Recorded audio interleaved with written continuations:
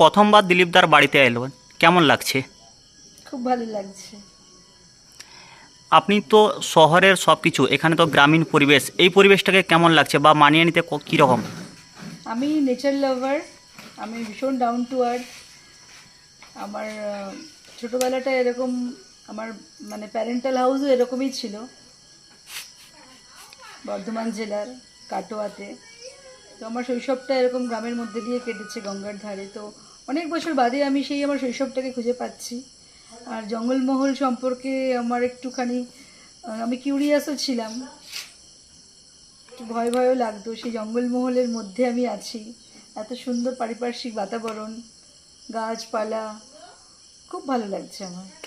পরিবারের লোকজনের আন্তরিকতা, যখন থেকে এই গ্রামে আমরা এন্ট্রি করলাম তখন থেকে নিয়ে এখন অবধি কয়েকটা মন্দির দর্শন হলো, খুব ভালো লাগলো।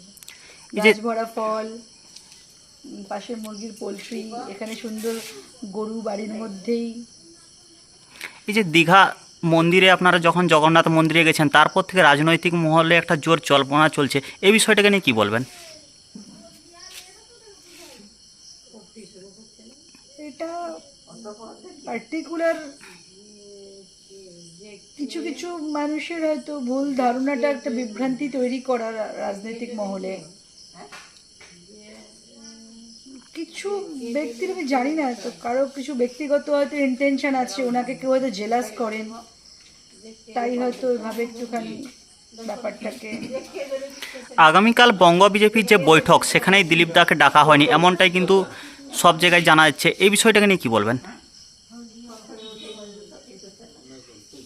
উনি তো এখন কোনো পোর্টফোলিও হোল্ড করছেন না পার্টির, তো কখনো কখনো ডাকেন, তো তখন তো জানতো উনি। যেমন এই অ্যাক্টিভ মেম্বারশিপ ক্যাম্পেইনের জন্য ওনাকে বলেছিলেন, তো উনি গেছেন অনেক জায়গায়, ক্যাম্পেইন করেছেন, কাজ করেছেন।